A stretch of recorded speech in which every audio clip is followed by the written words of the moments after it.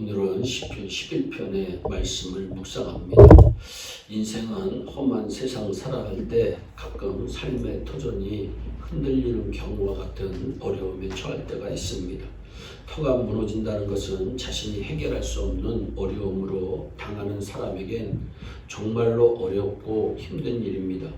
그 터라는 것이 건강이든 직장이든 아니면 자기 집터이든 간에 터가 무너진다는 것은 엄청난 괴로움입니다. 이러한 어려움을 당하면 대부분의 사람들은 절망합니다. 다윗이 바로 그런 경험을 했습니다. 그러면서 다윗은 스스로에게 이런 질문을 합니다. 3절 말씀에 터가 무너지면 의인이 무엇을 하랴? 다윗은 터가 무너져가는 현실 앞에서 자신이 어떤 결단을 해야 할지를 깊이 고민하고 있습니다. 그때 그의 동료들은 그를 찾아와 산으로 도망하라고 권면합니다.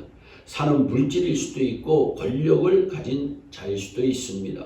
이성적으로 판단하면 산으로 도망하는 일이 지혜로운 일일지도 모릅니다. 그러나 다윗은 그 길을 택하지 않았습니다. 터가 무너져가는 현실에서 다윗이 찾은 출구는 하나님께 피하는 길이었습니다. 1절 말씀에 내가 여호와께 피하였건을 말씀합니다. 이것은 놀라운 신앙의 결단입니다. 다윗의 신앙이 4절에서 7절에 나타나 있습니다. 주님은 하늘 보좌에 앉아 계십니다. 주님은 불꽃처럼 날카로운 눈으로 굽어보시고 사람을 살펴보십니다. 주님은 의인을 가려내시고 악인과 폭력배를 진심으로 미워하십니다. 불과 유황을 악인들 위에 비오듯이 안겨주십니다. 주는 의로우셔서 정의로운 일을 사랑하시는 분이시니 정직한 사람은 그의 얼굴을 뵙게 될 것입니다. 표준 세번역 번역은 그렇게 말씀하고 있습니다. 다윗이 터가 무너져가는 현실에서 하나님께 피한 것은 악인들이 판치는 속에서도 세상을 지켜보고 계시는 하나님을 의지했기 때문입니다. 성경은 하나님께 피함이 복이라고 시편 34편 8절에서 말씀합니다. 그렇습니다. 지금까지도 그래왔지만 앞으로도 역시 우리에게는 가슴 아픈 일, 슬픈 일, 고통스러운 일, 답답한 일 있을 겁니다. 그러나 우리가 한 가지 분명히 알아야 할 것은 어떤 일이 있어도 하나님께 피해야 살 수가 있습니다. 오늘 우리 시대에서 터가 무너져가는 길을 막을 수 있는 길은 하나님께 피하는 길밖에 없습니다. 또한 다윗은 터가 흔들릴 때 하나님께 피했다고 한 것은 성전에 계신 하나님을 바라보았다고 하는 말씀입니다. 성전은 거룩한 곳이며 하나님의 임재의 초소입니다. 여호와께서 그 성전에 계십니다. 에스겔서 48장에 예루살렘 성읍의 이름을 여호와 삼마라고 했습니다. 여호와 삼마의 뜻은 여호와께서 거기에 계신다고 하는 뜻입니다. 하나님은 여호와 삼마의 하나님, 곧 하나님은 성전에 계시고 성전에 거하는 우리를 복되게 하시는 분이십니다. 시편 65편 4절에 주의 뜰에 거하게 하신 사람은 복이 있나이다. 우리가 주의 집 그 주의 성전의 아름다움으로 만족하리이다 말씀합니다.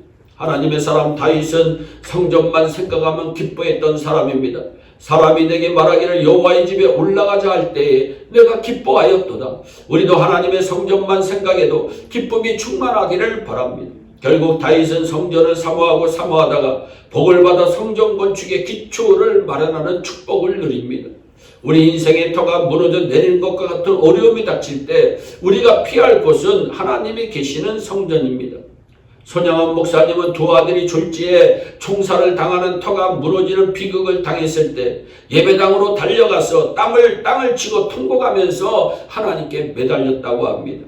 터가 무너질 때 우리가 피할 곳은 하나님이 계시는 성전입니다. 힘든 일, 괴로운 일 당했을 때 하나님께서 계신 성전에 나가 기도하는 사람이 복된 사람입니다. 다윗이 성전에 올라가며 노래합니다.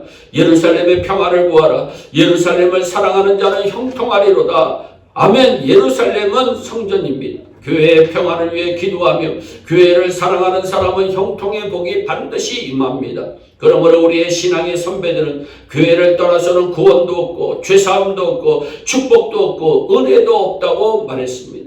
터가 무너졌을 때 이사야는 성전에 들어가서 거기서 하나님의 임재와 하나님의 영광을 체험합니다.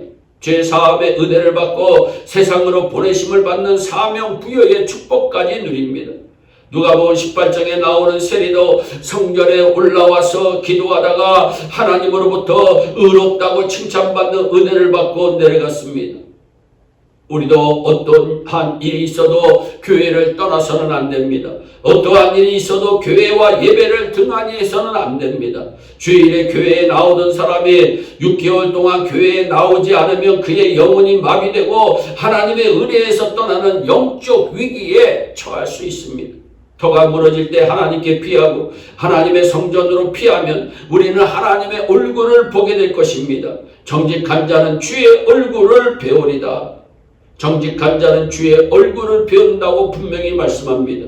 민수기 6장 25절 26절에 여호와는 그 얼굴로 네게 비추사 은혜 베푸시기를 원하며 여호와는 그 얼굴을 내게로 향하여 드사 평강 주시기를 원하노라. 우리는 세상을 살아가면서 그렇지 않으면 참 좋겠지만 터가 무너지는 절망을 경험할 때가 있습니다. 가정의 터, 경제의 터, 건강의 터, 공의의 터가 무너지는 경험을 합니다. 그때 우리는 영적인 것, 하나님을 뒤로하고 산으로 세상으로 도망하고 싶은 충동을 받게 됩니다.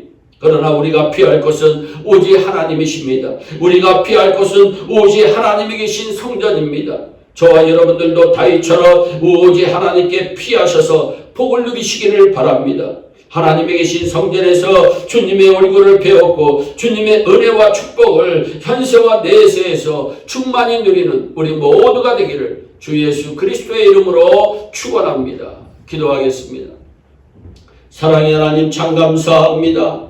이 방송을 듣는 한 사람 한 사람 어려운 일 만날 때 터가 무너져 내리는 것 같은 하나님 힘든 일 만날 때 하나님 바라볼 수 있도록 복을 내려 주시옵소서. 여호와께 피하는 은혜가 저들의 삶 가운데 일어날 수 있도록 은혜를 더하여 주시옵소서. 감사하고 예수님의 이름으로 기도하옵나이다. 아멘.